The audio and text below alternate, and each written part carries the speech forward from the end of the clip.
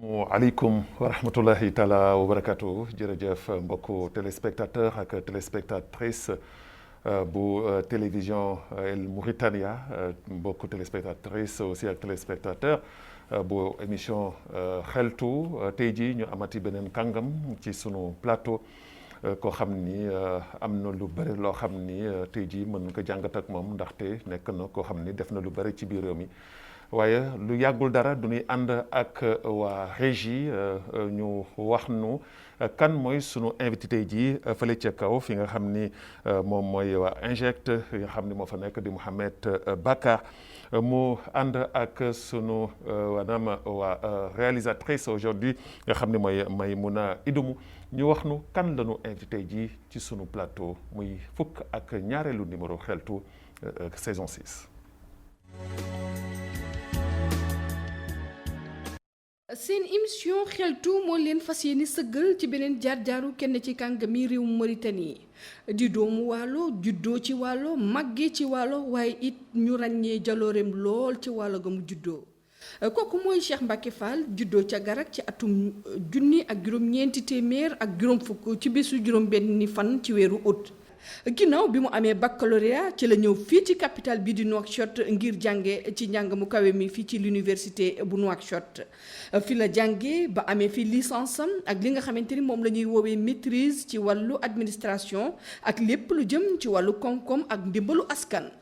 bi mu jógee fii ci biir Nouakchott ci la jëm tugal fële ci réewum France dal dafa jàng ba am fa DA waaye it def fa li ñuy wax 3e cycle ba jël fa doctorat am ci lépp luy jokkale maanaam relation internationale ci l'université bu Reims. ginnaaw bi mu amee lijaasaam yu kawe yooyee ci la ñibbisiwaat fii ci biir réew mi tàmbali nag di jàngale ci l'université bu Nouakchott ci atum junni ak juróom-ñeenti téeméer ak juróom-ñett fukk ak ñeent ba junni ak juróom-ñeenti téeméer ak juróom-ñett fukk ak juróom-ñett ginnaaw loolu nag ci la sóobu ci li nga xamante ni moom mooy politique gu réew mi ndax kat dafa jàpp ne bokk na ci doomi réew mi nga xamante ni war nañu yóbbu réew mi ci kanam war nañu taxawi réew mi te loolu yépp nag bokk na ci li nga xamante ni moom mooy mëbët moo tax mu dugg ci lii di politique ci atum junni ak juróom-ñeenti téeméer ak juróom-ñeent fukk ak juróom-ñett ci la njëkk nekk conseil municipal fële ca mairie bu Rosso ci atum ñaari junni ak benn ba ñaari junni ak juróom ñu ràññee woon ko lool mu doon député fii ci l'Assemblée bu nationale taxawu woon fa askanam nag lool ñaari junni ak juróom-ñaar ba ñaari junni ak fukk ñu fal ko mu tafu woon ci njiitu jawriñ bi fi nekkoon waaye it bokkoon ci ñi ko doon xelal ci jaar-jaaram yu sell yooyu ak taxawaay bi nga xamante ni moom la taxawu woon li nga xamante ni moom mooy askanam tax nañu koy lim ci ñi nga xamante ni ñoom ñooy jàmbaar yu fakk yi tëdd fii ci biir réew mi kooku nag moom mooy Cheikh Mbacké Fall di ganu seen émission xeltu tey jii.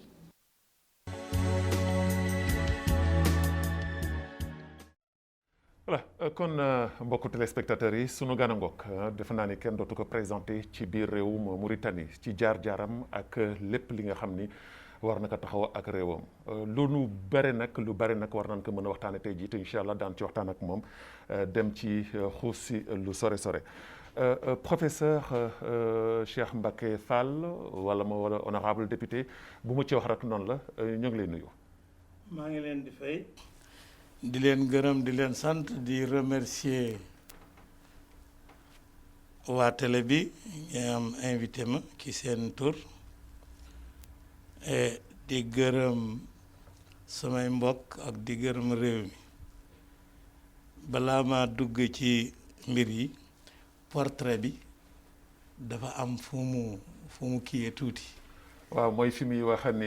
waaw man jànguma fii Nouakchott. man jànguma fii bi may dem université amul Nouakchott. waaw moo tax sama jàng xaw doy waar parce que dafa doon jàng man kenn. gannaaw bi ma jógee ENA. fekk grève yi bare. ma dem def ENA bu ma jógee ENA. bi ma ci duggee it am naa yéene mu dem jàngi. université livre sax daf fi jafe woon. bu may àbbal livre dafay jafe ambassade de France laa daan dem di jàngi am naa samay mag yu newoon fii yore ay établissement secondaire yoo xam ni sax merewuma leen mais de toutes les façons pour ma am livre sax jamono yooyu dafa jafe. fii nga amee bac mais France laa amee bac Paris 7 nga amee sa France laa amee bac laa defee équivalence au bac. bac waaw foofu après nga continuer. ma dem université nag fa laa jàngi sama étude universitaire yëpp. waaw moo tax. damay gërëm sama réew. mais damay gërëm France itam. parce que France ñoo ma may loolu ñoo ma dimbali ci gannaaw ba ma yàlla ak yant bi ak Cheikh Ahmadou Bamba dimbalee. ma mën jàng. parce que jàng fii dafa jafe woon. mais nan nga demee tugal parce que loolu tamit que si jamono jooju xawoon na jafe ndaxte seen waajur yi gëmuñu woon dara lu dul alxuraan ak tool bi. nan nga demee Europe. waaw ni ma demee Europe moo di dafa jafe ma amoon conviction sama waajur bu ndaw bu ma ko jëkkee tàggu dafa bañ. boobu sama waajur mi ngi dund. mais bi sama waajur gaañee bi ma dellu see fekk moom itam mu gaañu. ma ne nag léegi la voie est libre. léegi par mes propres moyens laa demee maa paasal sama bopp bateau laa dugge dem jàngi. ba ma demee yàlla dimbali j'ai trouvé des amis yu nekk foofu def stage. ma nekk ak ñoom ànd ak ñoom ñu jàppale ma may jàng. ñu nekk ak ñoom bay seen ñibbi jot ñu ñibbisi. ma am fa ay xarit. ku ñuy wax kan Assane Sarr de Dagana. sama xarit noonu nekk ma jàng ba ma pare yëpp. mais ñu nekkandoo may jël wut sama studio di jàng di liggéey. bon yàlla dimbale ma ak yonent bi ak Cheikh Xale ak samay waajur itam aw ma benn problème sama jàng. amu du problème économique. du beneen problème. kooku moom dama ciy sant. yàlla ak yonent bi ak Cheikh Ahmadou Bamba Mbacké ñoo ma defal loolu. voilà professeur du ñuy sóobu nag dugg ci débat bi loolu nga souligner léegi am na solo loolu am na importance. alors après say études da nga préféré ñibbisi en Mauritanie lan moo la poussé pour nga ñibbisi lu tax moment boobu yomboon na pour nga neutraliser wu am nationalité française toog en France liggéey fa. lan moo la animé pour nga dellu soit en Mauritanie. ñibbisi sama réew jàppale sama réew mais jàppale sama askan sama communauté parce que bi ma fiy jógee dafa am ay yu fi am. ci samay mbokk yu metti ñu tooñ leen ñu dugal leen kaso dégg nga ci ay yu amul solo ñu jël avocat ñu perdre procès bi. loolu ci yan année la. ci avant juste avant may dem vers les années 70 yooyu. la am. waaw ñu tooñ leen ci tool yi. ñu am problème ak éleveurs yi. ñu tooñ kenn ci ñoom mu fetal jam ko rey ko ñu jël ko ñu indi ko fii tëj ko mu jël avocat nu jël avocat procès ba doy waar bu ñu dem ca ñun ñëpp jooy nañu keroog. kon problème suuf du tey ci réew Mauritanie. du tey ci réew Mauritanie du tey ci Afrique sax toute la Afrique de l'Ouest yëpp problème suuf c'est perpétuel et puis kii lu yàgg la ci zaman ak tey su béykat ak borom bàyyi ma dañu am problème. waaw mais lu am solo moo di. nguur yi ñoo koy réglé. ñu koy réglé bay ku nekk. gis say bopp defar parc yi defar pâturage yi ak yooyu yëpp c'est problème mu développement la. yooyu yëpp c'est des problèmes de développement. voilà nguur yi ñoo koy voilà nga ñëw dugg université di fa jàngale relation internationale mais bi nga ñëwee à l'université est-ce que moment boobu yomboon na aussi tamit que ci yow. bi ma ñëwee université yombul bon parce que man amoon naa sax liggéey pour dem Beyrouth Liban amoon naa ci Nations Unies liggéey poste pour dem Beyrouth ba ñu ne ma ñëwal nga def sa dernier kii mais bi ma ñëwee fekk Beyrouth mi ngi tàng mi ngi Beyrouth dafa ay rek la woon bal yaa ngi tàkkanoo yi ma désisté. ma dem fee siège yu Nations Unies à Paris ma dellu neen man léegi daal je préfère daal m'abstenir parce que xaw ma booba temps bu ma demee Beyrouth. am naa poste bi ndax daa dellu si wala doo dellu si ndax dinaa toog 15 ans wala dinaa dellu si 4 ans 5 ans wax naa ñëw wala du ma ñëw. bon ma far nag yeggale sama thèse rendre kii sama kii wu Beyrouth bi ñëw yeggale sama thèse daal di ñibbisi nag. mais bi ma ñibbee itam pour sama réew a tax ak pour samay mbokk sama communauté. Cheikh Mbacké Fall encadré nga ay cadre yu bëri tey jii ci biir réew mi est-ce que cadres yooyu nga encadré ils sont reconnaissants envers ta personne.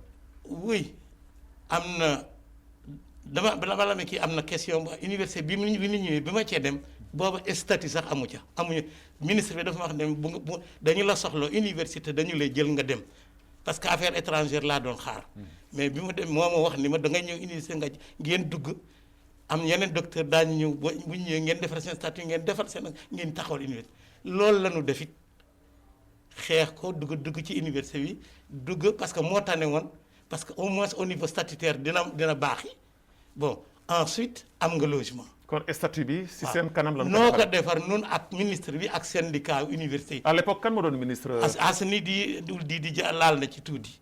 waaw bi ñu yéegee yëggan fekk nañu Asni di fekk nañu nu mu tudd.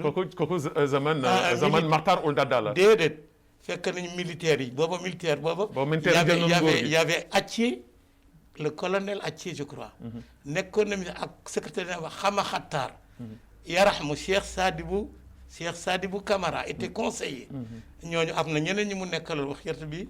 ñooñu ak Xama Xattaar ñoo doon kii bi ma ministre bi waxee ba pare li ma léegi demal parce que soxla nañ la dañ la soxla fii. léegi ma ne ma choisir ma dem sama kër ma réfléchir le lendemain ma jox leen dem université amul dara. mais dellu si sama question. est-ce que ñi nga jàngal di ay cadre te ñu mën si citer ñu bare. ba kër gi ñu nekk di télévision nationale am nga ñoo xam ne jàngal nga leen fi. waaw est-ce que cadre yooyu nga jàngal tey jii delloo nañ la njukkal. parce que bu ñuy wax ne en général l'enseignement est un métier ingrat. oui noble mais ingrat. il est ingrat. mais njukkal bi sax du njukkalu matériel wala leneen. mais reconnaissance bi am na. wax dëgg yàlla. et puis j'ai pas regretté. xale yu am bu ñu ma gisee am na ñoo xam ne ba tey dañu ma topp jusqu'à aujourd'hui. mais regretté woo tey jii. lu tax nga desoo en France dellu siwaat ci biir réew mi regretté woo ko benn yoon. regretté wu ma ko parce que sama réew laa ñëwal. bu am na ay moment yoo xam ni vraiment sa xol dina xaw siis. bon sa xol dina xaw siis bu yenn événement amee. yoo xam ni da ngay waaru. yow mënuloo ci dara tu es singulier tu es yow rek yaa sa koñ ak yeneen nit. mënu leen ci régler dara metti na. ba sa xol day xaw kii. naa la jox un exemple 89 j'ai réservé 3 fois à Air France pour dem ak sama famille. mais ma ni ma toog nit du ma dem fenn. parce que su ma demee day doy waar. ku mel ne que man du daw réewam. man du ma daw ku mel ne que man doom bu mel ne que man du daw réewam. say maam de daaw na woon daw xaw ma nag ndax doon nga maam wala doon noo maam. du ma daw sama réew daal man ñetti yoon réservé naa ko Air France am na seede dégg nga ñu ngi fi ñenn ñu ngi France ñu xam nañu Air France lañ doon liggéey ñeenti yoon ma dindi réservation bi. mais doyen Cheikh Mbacké dugg nga ci wàllum politique lan moo la animé ba nga dugg ci politique ak ban at nga dugg ci politique. yéen nga politique dara duma dugaluma ci lu dul dimbale sama réew gis nga man je suis profondément nationaliste ci boo ko seeti ci biir bi tam patriote laa bu mag dama bëgg sama réew dégg dama bëgg mu jëm kanam dama bëgg encore liberté ak démocratie man c'est fondamental en moi dama xam bokkaale dama xam partager samay askan dañu xam bokkaale ba ma jóge sama maamaat ak tey dañu bokkaale di yor nit yi di leen jàppale di leen yërëm di leen dimbale bay ma teer ci Cheikhul Khadim bay sama maam man tur bi ma yor ku ma gis daf koy laajte mais sama maam moo jëkk gannaaw Cheikh Mohamed Lamine Diop ca Dagana sama maam bii ba Ndar moo fi jëkk duggante ak Cheikhul Khadim. fan la duggante ak moom ca Garak. ca Ndar d'abord. waaw. wax ca Touba. waaw dégg nga ak fii ci Garak c'est connu waaw ñun sama maam kenn seexalu ko xëy na seex du woon sunu ëyf waaye yoon wi dañuy sant yàlla bi ñu ci duggee dégg nga di sant yàlla ak itam Cheikh Khadim. kon li la dugal ci politique c'est parce que da nga nekk nationaliste. waaw bëgg sa réew nekk patriote. je suis démocrate loolu moo tax nekk démocrate loolu moo tax nga dugg ci politique. waaw alors politique. boobu nga dugg. nan nga ko dundee. nan nga dundee la politique ci at yi nga ko duggee ak ban at nga dugg ci politique. dugg naa vers 88 conseiller municipal j'ai préféré commencer par la base bon may dem di liggéey maa nga moment yi difficile laa duggee politique. est-ce que ce n'était pas tard. pas du tout en 88. non c'était pas tard parce que dama bëggul woon ànd ak ñenn ñi dafa am njiit yoo xam ne bëgguma woon ànd ak ñoom bu ma àndoon ak ñoom bu ma ñëwee bu ma àndoon ak ñoom dinaa nekk ministre sur le coup mais bëgguma woon politique yi ñu doon mëne neexuma woon ma toog sama. mais à l'époque parti politique suñ ko waxee sax pratiquement amul. amul woon presque benn parti politique moo amul woon waaw. waaw bi ma duggee itam ma dugg pour jàppale encore sama réew ma dugg ci parti Taya. ma dugg ci PRDS. ànd ak sama mag Deyna Sow. alors ñu ànd ci liggéey bi maa ngi koy nuyu au passage di ko seet di seet yaramam. mais mu do difficile lool xajul fii ci télé bi. sama politique dafa metti parce que dama départ da nga si jànkonteel ay jafe-jafe yu bare na du jeex. mais demoo ci kaso. déedéet du ma dem kaso parce que man du ma def lu ma yóbbu kaso. j'ai servi comme de grands fonctionnaires mais je n'ai pas besoin de l'argent de l'État. mais su fekkee ni da ngay politique.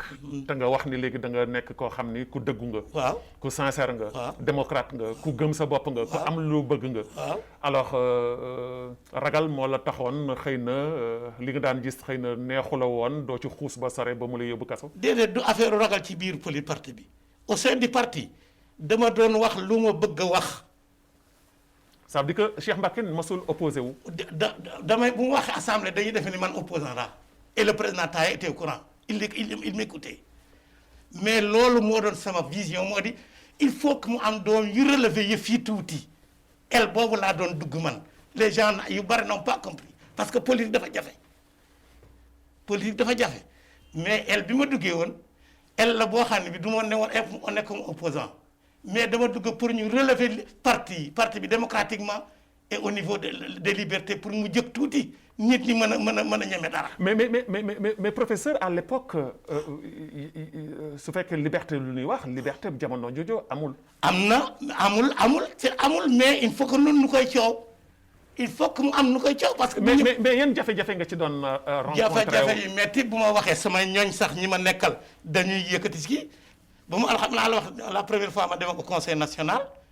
ba ma demee conseil am ngoon bi ma demee fii ci seen gannaaw ba ma ñibbisee dama wax sama kër ni leen damay bàyyi ñu ne ma wul bàyyi parce que kon da ngay décevoir man leen lii ma xaw ma ko parce que man du ma toog ci parti gis naa yu bare dem naa réew yu bare jàng naa yeewu naa ñuy wax ay président toog ñu naan ko ay nawet bi baax nag nawet bi neex na xar yi lekk nañu ñax ak lekk ñu yax man yooyu du samay mbir réew mi la ñuy waxal. ba ma xëddee ci gannaaw ba ma jël parole ñoom réew mi yëpp dañu gëstu di ma xool ñu yore réew mi kàngam yi yëpp di lekk xaalis bi di gauche à droite dañu noppi lu président wax ñu ne waaw man nag du ma def noonu. mais est-ce que jamono jooju daan nga toog ak kilifa réew mi à l'époque di wax ak moom comme ni nga may waxee nii comme ni nga ko doon waxee ak sa ay nawle wala comme da nga ko daan def comme ñenn ñi rek suñu waxee ci biti parce que seen kilifa jamono jooju aussi tamit kenn ñemewul woon taxaw ak moom face à face di ko wax.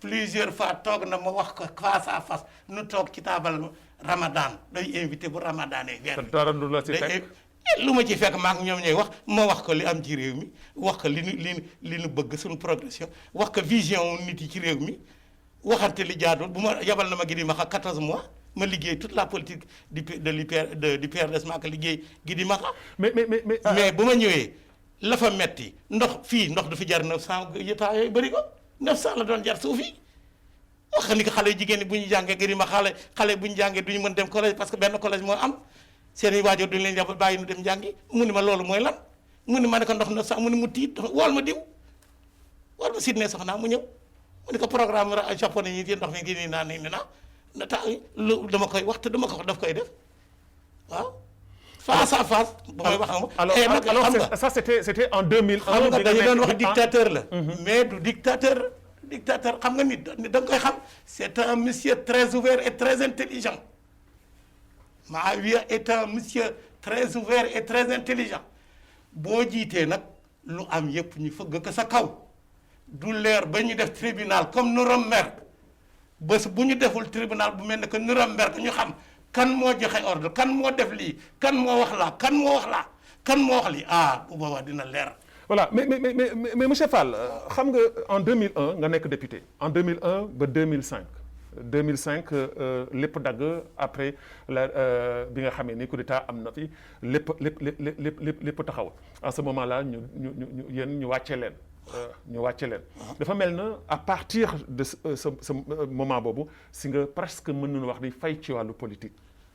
fay ma bi coup d'état bi amee Maroc la ma fekk ma ak sama soxna dañu doon def consultation dama ko wax daar dañuy binti parce que bu loolu amee nu toog à l'étranger dañuy defee dañu daw ma ne ko man du ma daw nu dugg avion ñu tëj kii bi avion bi kii bi Air Maroc may wut Air Maroc pour mu yóbbu ma Dakar ma ak sama soxna ñibbisi ñu wax no yàlla wax daa ngeen am kii ci ëllëg ci ngoon nu ñëw aéroport avion am nu ñibbisi ba ma ñëwee parti bi ñëw jëkk a woote bi ma ñëwee nii nga toogee la secrétaire général du parti toog ma toog ni ci wetam mu enseignant la woon à université comme man assistant la woon mu ni ma professeur yow laa jëkk jox parole ma wax ko ni ko ànduma ci coup d'état du ma ci ànd le pouvoir par les armes par la force du ma ci ànd mukk tey nag amul lu may wax lu dul loolu ak les archives du parti ngeen conserver leen pour les chercheurs ak ku bëgg xool lu ñu doon li ñu doon def Mauritanie ñu xam que ëllëg ma ne ko je te rends la parole boobu pare ñu woote waa député yi j'ai dit la même chose j'ai dit la. mais lan moo la tax nga écarté wu. parce que ànduma ak coup d'état rek ànduma ak coup d'état. et depuis boobu ba léegi. par les armes ànduma ci. non mais depuis boobu ba léegi. waaw duggatoo benn yoon ci wàllum politique. dugguma wàllu politique maa ngi toog di xaar rek. maa ngi toog di xaar est-ce que xaar boobu c'est pas trop tard. déedéet. wala est-ce que tey jii retraite jotul ci yow tey jii ci wàllum politique. retraite gaa jotagul y a des gens qui vont jusqu'à 4 ba jël noo duggandoo sixième mi ngi politique ba tey. diina deena yàlla na ko yàlla yërëm mais boo jël masul bàyyi politique. waaw mi ngi ci waaw kon dafa mas a continuer kon maa ngi lay wax mais est-ce que tey jii. yow tey jii amoo un retard par rapport ak sa ay maas. retard est-ce que tey jii jotul ngeen encadrer xale yi bu jox leen fit dëggal leen pour que ñoom ñu mën a noyyi. est-ce que jotul aussi tamit ngeen bàyyi seen ay doom seen ay sët ñu dem parce que aussi tamit que lekk sa wàllu sët lekk sa wàllu doom tamit que loolu tamit que.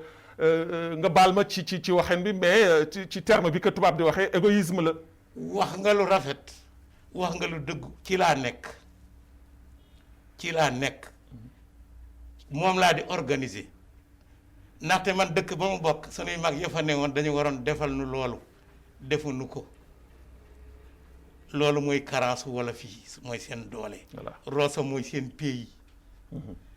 dañu waroon préparer la relève tout à fait amul nu ñëw nun man dama ñaan yàlla feebar bii yàlla génne ko ci réew mi génne ko ci réew yi te yàlla dina ko def ak yonent bi ci alxadim léegi dootul yàgg bu neexee yàlla amiin incha allah dina ko def léegi dégg nga ndax vaccin moo mën ci lii dara am na vaccin bu génn ca Russie doomu Poutine sax pikiir nañ ko ci vacciné nañ ko waaye OMS dafa ne du ko valider léegi ba mu xam protocole bi am na ñeneen nag ñoo xam ne ñu ngi defar vaccin parce que pare nañu ay test ak yooyu la ñuy dese ci la américains yi wóolu ci la européens yi wóolu dina génn incha allah mois de mars kon ça veut dire que le mois de mars la ca topp yëpp sa mbébét ci wàllum politique bi tey jii li ko baare mooy Covid 19 mooy Covid 19 bi ak ñu jéem gisante nun ñëpp nu toog nu waxtaan bu mënee ne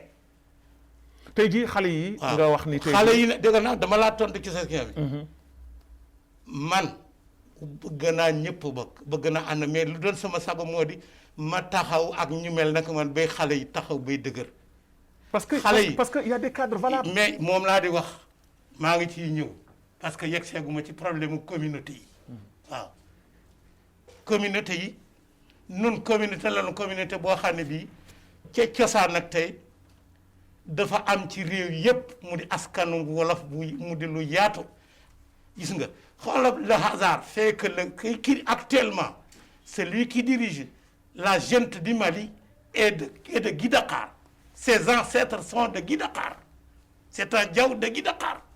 l'un des putschistes. waaw. mu di officier nee ñu bu am maana xaw ma ko. mais maamam Guy Dakar la bokk. un certain Malick Diaw. waaw. ethnie ak communauté amul kii dañuy màgg ci réew bokk ci réew nag nun dañu fi cosaanoo sax di wax olof ak naar am na naar yoo xam ne nun sama askan ñoo leen jiitu ci réew mi man xam naa fi ma bokk lool de xam naa sama réew lool ñoo leen fi waaw mais dellu si sama laaj ci. waaw damay ñëw ci wàllu askan wi. ci wàllu politique bi surtout. waaw relève bi nga xam ne tey jii sa ay maas sa ay morom y compris yow sa wàllu bopp war ngeen ko tey xàllal xale yi. mais war nañ leen ko xàllal mais il faut nu xàllal leen mais il faut nu waxal leen wutal leen ba ñu dëgër ñu xam ni am nañu fu ñu sukkandiku. mais malheureusement wutul leen xale yi seen bopp. déedéet man wutaluma kenn.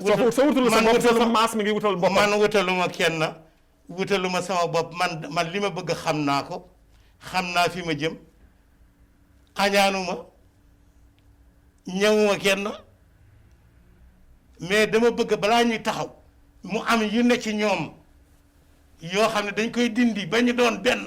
mais loolu su ngeen ko tracé wul yéen mag ñi. waaw nan lay amee. mais nu ngi ci nag loolu laa wax ni la maa ngi koy waaj bu lii jeexee bay jàmm am bay nu kii maag samay morom ak samay rakk ak génération yi ñu mën woo ak ñi ma amoon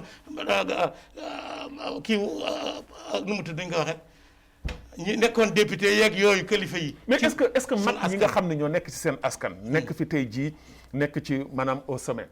est-ce que yaa ngi am ak ñoom ay waxtaan ay waxtaan di waxtaan pour que ñoom seen wàllu bopp ngeen mën a toog en tant que mag yi ngeen mën a feeñal xale yi encadrer leen. parce que tey jii au lendemain du gouvernement sa communauté duñu jóg di yuuxu di wax ne amuñu ministre amuñu nii amuñu na. alors que tey jii leadership li may wax à chaque fois et je le dis à chaque fois amul ci seen communauté yéen parce que nanguwul kenn jiite ko.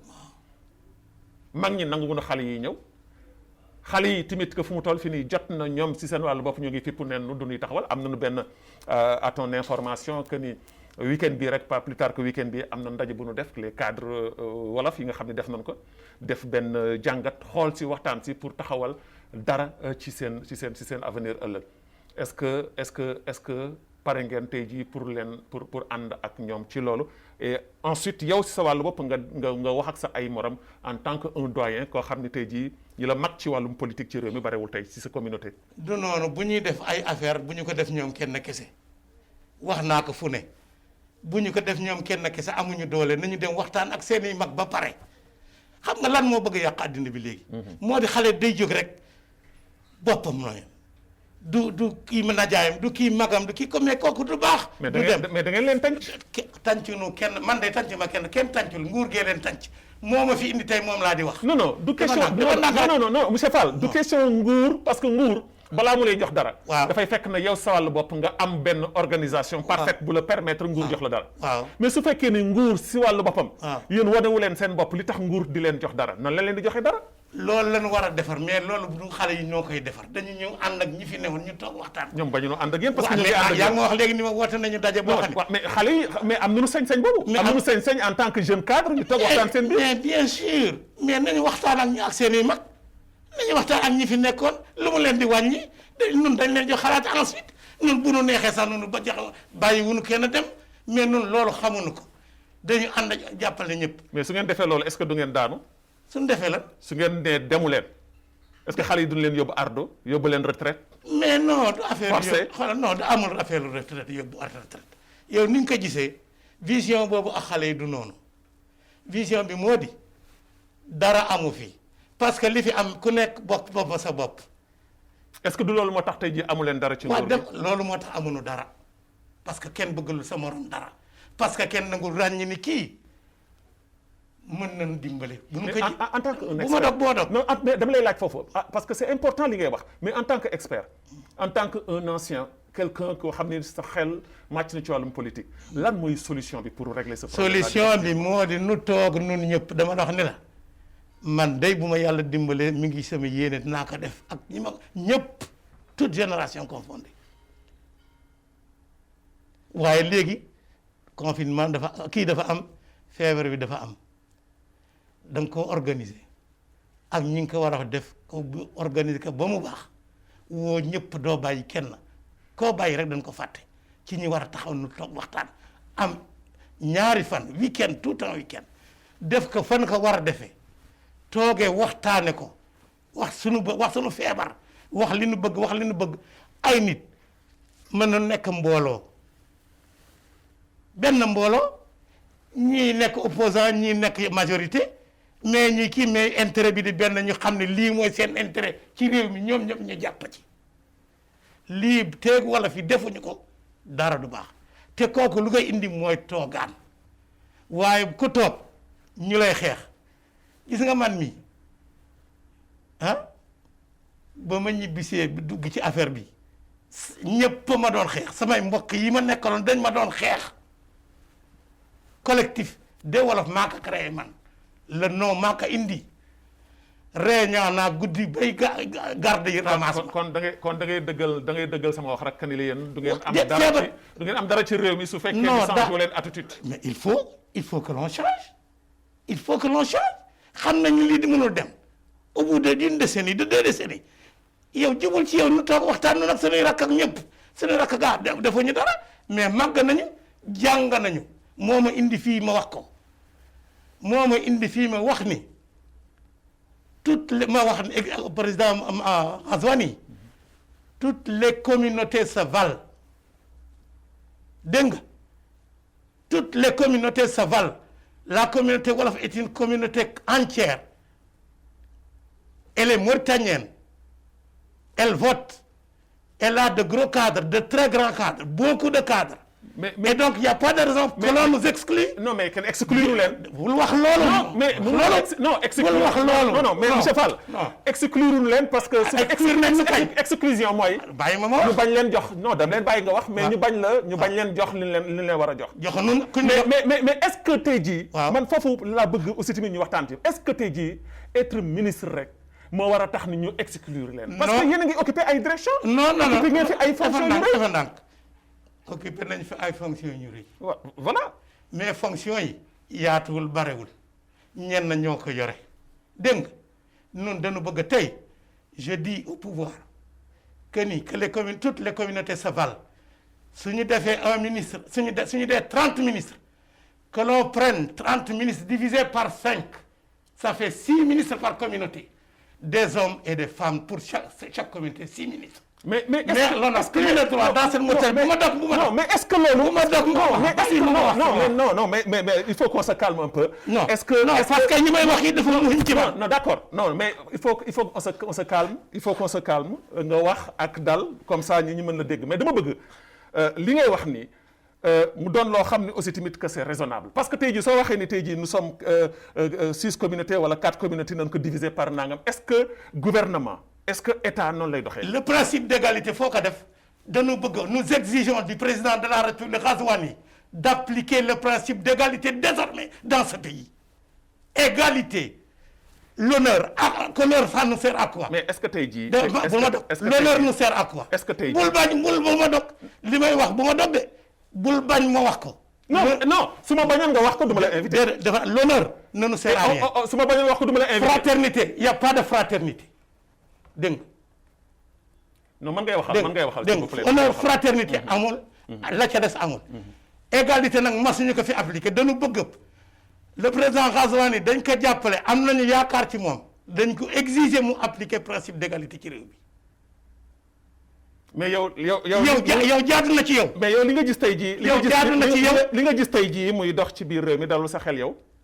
masul dal sama xew yow ñaata yoon yow yaa ma mujj interview ku ma invité yëpp ba ma toog tey laajal Habib Sall ak ña leen jiitu fu mu ne wax naa ko parce que mooy dëgg comment dans un pays am naar am xaraatin am pulaar am soninke am wolof c'est des communautés. On nomme toujours plus de morts que de blancs. Que de noirs. Non mais non. Non. Bul ragal. Non mais professeur. Égalité, j'ai dit le principe d'égalité. Non professeur, on se calme.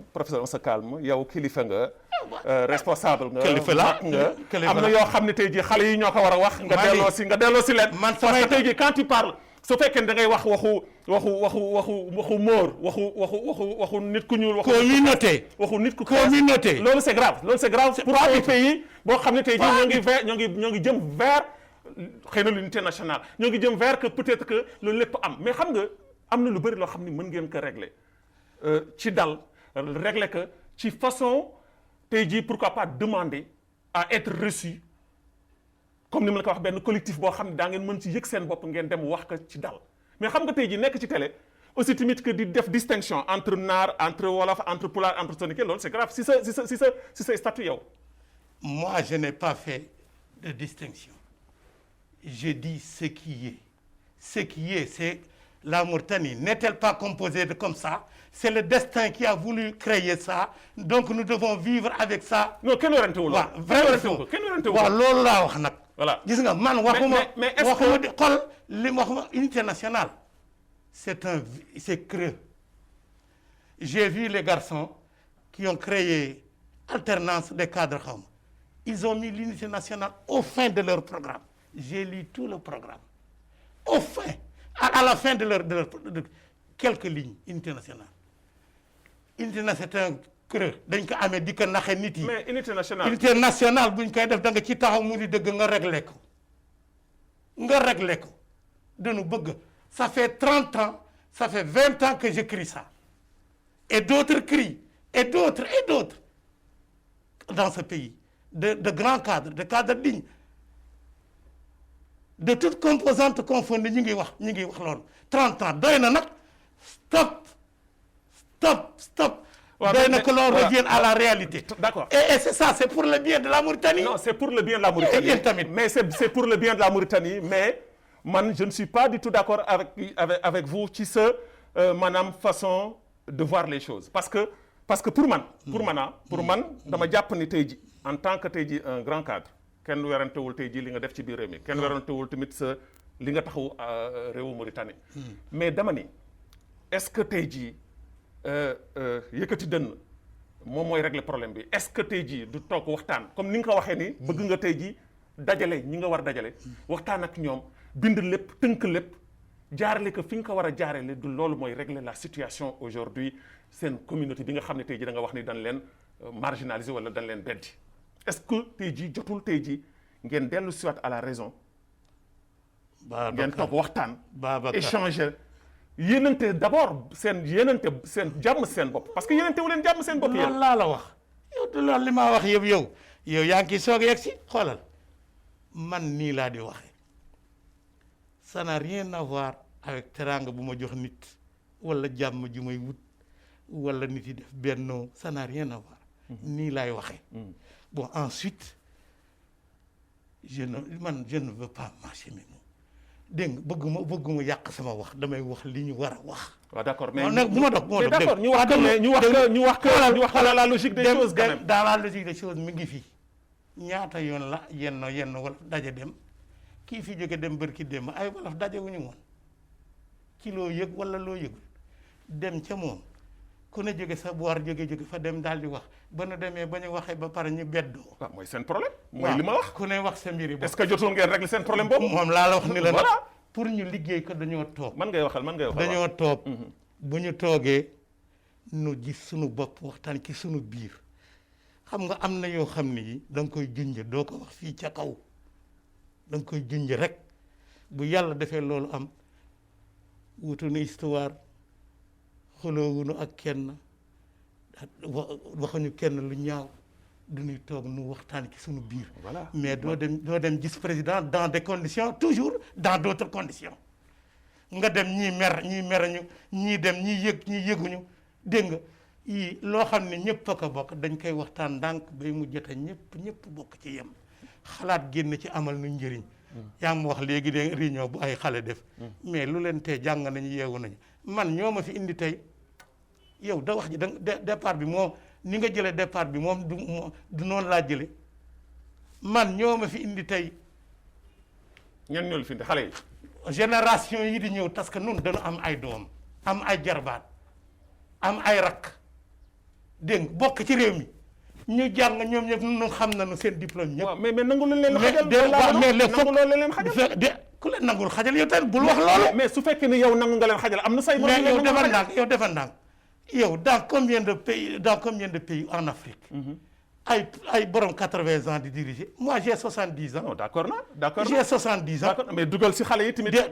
xale na ay réew. tey ji gouvernement bi tey ji am tey ji ay xale ñoo ko jiite. premier ministre tey ji il est né en 1963. xale yi ma woon xale yi ñëwoon mu jaral leen ñu ñëw ba ci sama kër woo ma. xale yooyu dama dem fekk leen di waxtaan di leen déglu. di leen sa xalaat. lu tax ñoom duñu dem waxtaan ak nit yi loolu laa wax ensuite yow lu tax nga bëgg a génne de force rek ñu mag ñi. non génnewuma mag ñi. waaw bu leen génne. non génnewuma parce que ñoom ñooy dimbale xale yi. d'accord li ma fi indi laa la wax ni la. d'accord naa moo di ñëw waxal leen. mais yow ñaata at nga ni politico ñaata at nga ni yaa ngi toog sa roq. maa ngi toog sama roq parce que gisaguma lu may xam. voilà ba ñoo dem di ma woo. ba ñoo dem di xool ki fi toogoon bu njëkk. buñ ñëwoon ci man waxtaan man leen du nii.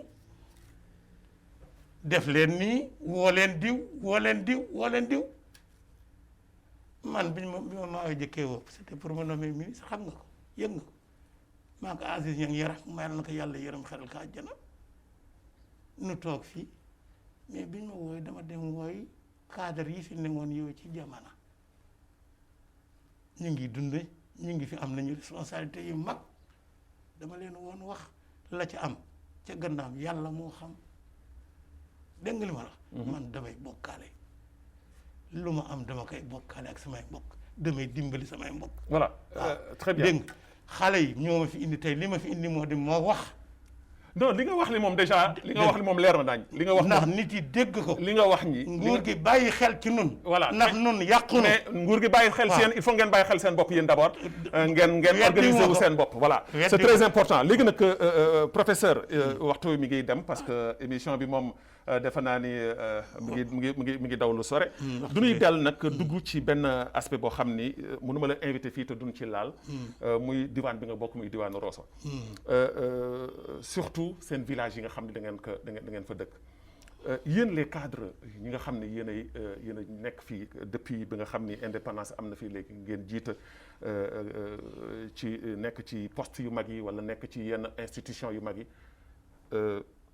seen gannaaw da ngeen ko fàtte tey jii garab bi nga dëkk soo demee Kër Mour soo demee Bërëng soo demee Gaani soo demee feneen ak feneen ci gox-goxaani Faas ak feneen soo fa dugg seen village yooyu gàcc lay doon ci ki dëkk ci biir dëkk boobu waxuma nag ñëw ba Rosso bi nga xam ne mooy capitale ba est-ce que aussi tamit yéen vous n'avez pas failli ci côté boobu ci seen mission en tant que ay cadre su ma waxee yéen képp kuy doomaanu Tivaouane boobu la est-ce que tey jii ni mu mel tey jii du doon loo xam ne gàcce la ci yéen.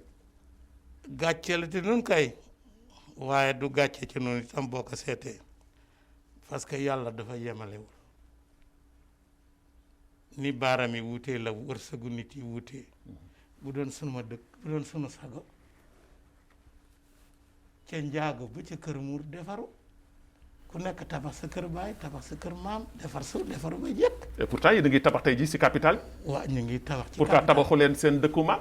waaw sunu dëkku maam. tey jii kenn ku nekk ci yéen su fa demee kër maam la fa am wala kër baay. man sama kër maam xam nga man bëgguma di wax ci man sax sama kër maam sama baay moo ko tabax ba pare sama mag ne fa. waaw dama la wax ni la doole moo yemewul. ñeneen ñi ñoo xool ni ñoom tabax nañu àll bi yëpp dafa am lu ñu teg seen loxo loolu yàlla def na doomu wolof yi teguñu ci seen loxo wala ñi mu am barewul dañ leen di lim. mais dégg nga maa ngi ñëw mais professeur. maa ngi ñëw professeur. maa ngi ñëw defar sa kër. maa ngi ñëw jël benn kër. waaw tabax ka fa même na fekk na sa poxos la. waaw waaye tabax nga ka. waaw ba soo wàccee ñëw am foo dal. waaw loolu dana jox jëmm dëkk bi nga bokk. waaw mais loolu amul si seen dëkkaan yi. am na suñu dëkkaan yi. tey jii bâtiment bu fa am baykat moo fa def. waaw d'accord parce que ñoo am xaalis ñeneen ñi ay fonctionnaire lañu ak ay ouvrier fonctionnaire yi. yow yàlla may la woon teraanga tey jii boo mën a samp benn. man am naa tabax naa man fi ma sama papa defoon defar naa ko maa ngi sant yàlla ak tabax Cheikh Khadim. sa kër waajur. man Ahmed dafa ma wàcc Rosso ak Garak Rosso la ñoo jënd def ko pour nu jàng école yàlla def na dem na bi mu demee sama kër màkk këru baadoole ñooyu man waaye yàlla ak yonent ak Cheikh Khadim dimbaleen ba defar naa ko ba nit paat mën na fa dugg damoowuma ko bàkkoowuma ko xéewal bu ma yàlla ak yonent ak Cheikh Khadim defal ñoom itam bu leen yàlla defale kenn bañul sa dëkk kenn bañul sa dëkk mais dama lay wax ni la doole dafa sutante loolu moom kenn waaw loolu rek la du leneen kenn werante wu kenn bañul ña ca kër muur ña ca gaani ña ca njaago ña ca kër ma dikk fii nu mu tudd kër ma dikki foo dem professeur waaw ba tey d'accord ak man d'accord ak man ci wërsëg parce que non waxuma wërsëg non waxuma wërsëg mais tey jii da ngay xool tey jii cadre yi fi nekk yëpp yi nekk tey jii fii ci biir capitale du Nouakchott kenn ku nekk fexe nga ba am sa benn poxos bu nekk fii si biir kër waaw dëgg la fii ngay liggéeyee fii ngay defee waaw mais tey daa gis koo xam ne soo ko laajee ni que kañ nga gëj dëkk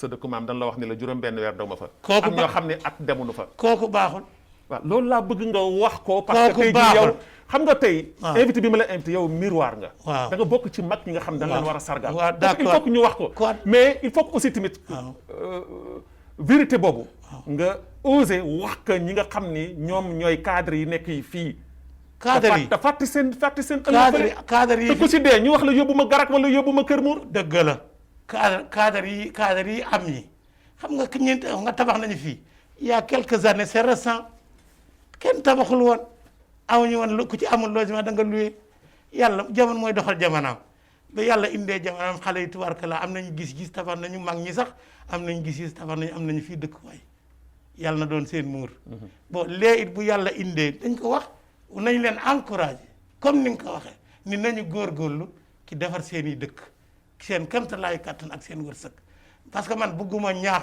kii nit pousse ki ci loo xam ne dafay metti te yàlla jox ko dégg nga. gàmm ba gàmm. waaw loolu daal mooy. waaw gàmm ba gàmm bu amee. mooy seen contrat bi ngeen contrat boobu ak seen dëkk. contrat boobu gënewul man day fii wax naa ko ñëpp a dégg wax naa ko ñëpp a dégg nañ wax naa ko samay mbokk dama fi ñëwoon doon liggéey am naa retraite dellu naa damay dellu sama dëkk bu fi toogee 1 mois wala 15 jours rek demuma Rosso gisuma garab day mel ne nekk mu ci. mais foofu laay waxee. waaw est-ce que tey jii loolu c'est logique.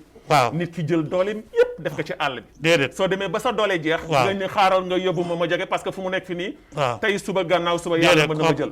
wala koo xam ne tey jii su fi nekk fi lay nekk. xamul sax dëkk ba lu fa xew. waaw su dee mënu yóbbu leen ma garab. déedéet kooku baaxul mais li am solo encore ci laa bëggoon nga ñëw. moo di wax nga dëkk yi mais nañu wax pays bi. muy Rosso. Rosso la ñu war a wax. mais Rosso da ngeen ko dëkk la boo xam ni da ngeen ko bokk ak ñeneen. ñu ko bokkal fa la ñu bokk. voilà da ngeen ko bokk. fi la ñu bokk. mais dañuy lax nguur gi dañuy wax nguur gi ñu dimbale nu defar dëkk yi wax nañ ko plusieurs fois ñu defar Rosso c'est lamentable fa laa jógee il y a 1 mois il a fallu benn taw bu ndaw pour que yëpp a baare kenn mënul sax dugg Rosso par Ndiourbel kenn mënul dugg Rosso par feneen mais donc nun te ni wax président de la République ni que mu dimbale nun defar dëkk yi surtout que Rosso miroir la frontière la ñu defar ko mu doon dëkk bu potable au passage je te signale que ni Rosso dara boo laaj la amul le circuit de distribution même le circuit de distribution alimentaire xaw ma yeneen dëkk mais Rosso mi ngi ne à 204 y a rien au marché y a rien fa laa jóge amul dara. lan mooy solution bi. solution bi moo di état bi na toppatoo circuit bi le conseil le président du conseil régional na taxaw man dama ko bëgg a gis sax mais na taxaw pour dëkk yi. mais est-ce que yéexul depuis boobu ba léegi. ñaata yoon laa ko wax. mais lu tax defoo démarche boobu depuis boobu ba léegi monsieur Fall. mais boobu amul président conseil régional amul. xam nga président conseil régional yëguma sax nit bu ñuul bu ci bokk neexu la nga dégg ko ñoo ngi fi plus d'un an yëguma sax nag ko fa bokk ci ñun amul conseil régional yëguma ko fa bokk loolu mooy seen taxawaay rek waaw xam nga yéen a ngi déedéet nit lu mu bokk dañ ko cee boole parce que yow parce que tey jii yow cadre nga kenn werantewu ko mais da nga lâché toog sa roq déedéet kenn boolewu mais kenn déggu la fenn mais kenn gis la fenn. yow ñaata politicien ci doomu wolof yi wax ma dama bëgg nga jël ñu seet depuis ak tey ban cadre Mauritanie moomu ëpp li mu wax ci rajo yi ak média yi ak télévision yi 30 ans maa ngi wax mën naa la wax bi ma jógee France ak tey maa ngi wax ci sama réew. non mais wax ak teg dara sa kanam. fan laay teg bokkuma parti. yaxuti bokkuma parti ma dem di wax fan. waaw léegi soo bokkul parti lan nga bëgg occuper léegi tey. ba dara ñëw fii Mauritanie li muy mel xam am na loo bari xamuloo ko dégg nga dama la koy wax dafa am lu bari ci loo xamul fii doo ñëw rek daal di nekk surum ci loo xamul dégg nga xam nañu doom yi xam nañu nu ñu day l'État connaît combien de fils il y a dans ce pays qui sont-ils combien ils sont quelle formation ils ont su ko bëggee 1 minute à la seconde on ouvre le fichier national. mu jël leen tey Cheikh Mbacké Fall a des ambitions politiques. waaw. am nga ambition politique tey jii au niveau de Rosso. waaw je peux te dire oui. ban ambition politique ambition politique bu ma am. moo di ma toog bay dëju jàppale samay rak. dëju fan jàppale cadre yi. ban dëju fan fu ma mën dëju fu ma mën dëju. ah mais non mais fu mu mën dëju c'est vague. ah bon. ah waaw fu mu mën dëju c'est vague yow Mauritanie kañ la doon réew bu noo jël ne diw mi seet lii mooy. non mais soo bekkee da nga am ambition politique. waaw politique suñu ko waxee. waaw mooy la municipalité. la députation. dafa am sa base politique wane sa bopp. waaw foofu laa nekk. mais fan nga ci bëgg laa wax. fu ma bëgg fu mu bëgg yëpp fuy pousser réew mi ñu jëm ci kanam parce que fu ne mën naa fa toog man fu ne mën naa fa toog. tey jii élection yi di ñëw. man tey jii Cheikh Mbacké Fall tey jii dana taxaw pour demander la mairie de Rosso. ça dépend nu muy ñëwee xam nga maire lu tax bëgguma ko bëgg naa ko lool xam nga lu tax du ma ko jël. je ne veux pas décevoir mes compatriotes mes concitoyens. mais élection yi parce que mairie boo ko jëlee sama jarbaat mi ngi foofu Bamba joxuñu ko lu mu nettoyé sax mbedd mi. mais mi ngi def mi ngi lan lay def mais mi deful dara. mais mi ak dooleem. li ko amul lu mu ko defee man je ne le blâme pas. mais dama ne il faut qu'on lui donne les moyens. mais est-ce que tey jii jotul aussi tamit que ngeen di xoolaat si seen falin ñi nga xam ne da ngeen koy fal nii parce que nit ko amul relation ngeen fal ko aussi tamit est-ce que loolu. du pénaliser aussi xam nga wax ji dañu ko yeggagul wala jeex na gaa dama ni Mauritanie dañu seet d'abord ni ñu fale nit ki jëkk président de la République dama ni il va falloir faire de grandes réformes autour du poste du président de la République. Président de la République dañuy seet nu ñu koy fale dañuy seet moom moo di kan dañuy seet fu mu jànge dañuy xool moralité am dañuy xool yaram dañuy xool xam-xamam dañuy xool ndax il est démocrate. mais est-ce que tey jii kooku. dégg nga kooku du ci président de la République mais dafa war ci député bi. mais est-ce que tey jii kooku c'est maintenant tey jii. oui xam nga il faut toujours vivre d'espoir xam nga noonu suñu espoir moo di ci le président Ghazouani mu jaar fi dimbale li mu tegugum tey jii sa kanam. mu def am nga ci yaakaar. am naa ci yaakaar parce que def na benn at bi kii nu mu tudd coronavirus ak kii dugg na ci atam def na ci lu mu mën def na ci réew mi dimbale na leen dimbale na ñuy faj dimbale na parti yi duggante na ak ñoom. et d'ailleurs la Mauritanie bokk na ci tey jii. réewu Afrique yu nga xam ni. au niveau international. bi ma gën a xam mi ngi def lu mu toog depuis le sommet de Dakar ak tey yàlla defal na ko sutura. ay kii international mi ngi dox. mais dafa am des problèmes au niveau interne laalagu leen.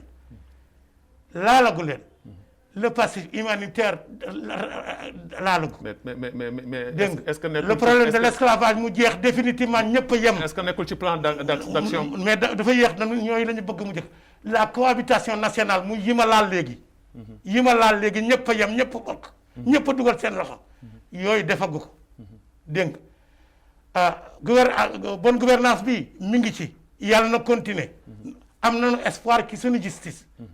am nañu espoir ci si président li mu wax ni séparation de pouvoir daf koy respecté dina bàyyi justice doxal yëfam justice nag ñu itam am nañu confiance justice suñu réew mu jaarale mbir mi fa mu war a jaare waaye li may wax li ci gën am solo pour Mauritanie du tëj ay nit pour Mauritanie peuple bi li mu def li peuple bi ànd na ci réew mi ànd na ci waaye nag peuple bi ak nation bi dañu bëgg mu delloo réew mi seen alal xaalis yi ñu jël yi suuf si ñu jël yi l'école yi ñu jël yi place yi ñu jël yi. mais loolu defe naa ni ñoo ngi ci. waaw mais dañu bëgg a déet ñu ngi ci waxam mais dañu bëgg alal ji.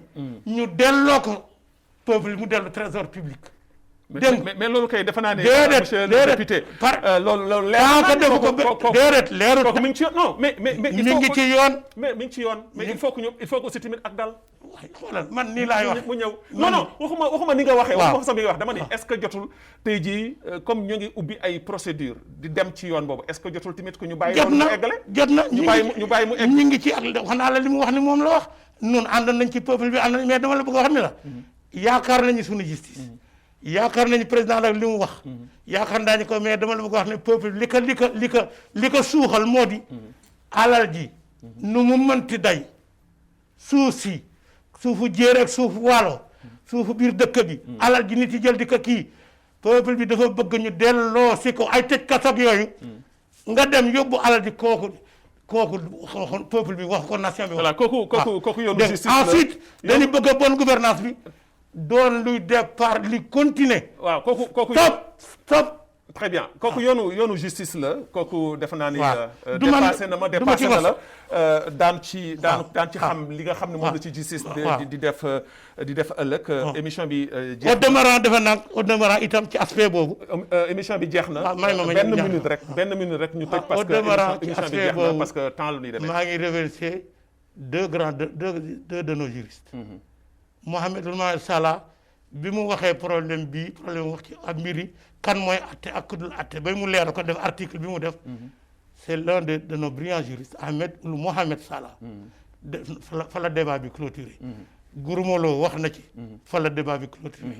jeex na. très bien ñu jàll dafa nag pareeguma. non mais léegi Gurumolo je vous en prie. maa ngi koy remercier. voilà ci li mu wax ci askanu olof yi. très bien waaw très bien voilà très bien léegi dama bëggoon rek nga tàggoo ak say mbokk tàggoo ak téléspectateurs yi daanu amaat beneen occasion ñu jox la ko ndaxte xëy na temps bi mayu na ko on a même dépassé le temps. lan ngay tàggoo léegi li may tàggoo moo di seconde rek.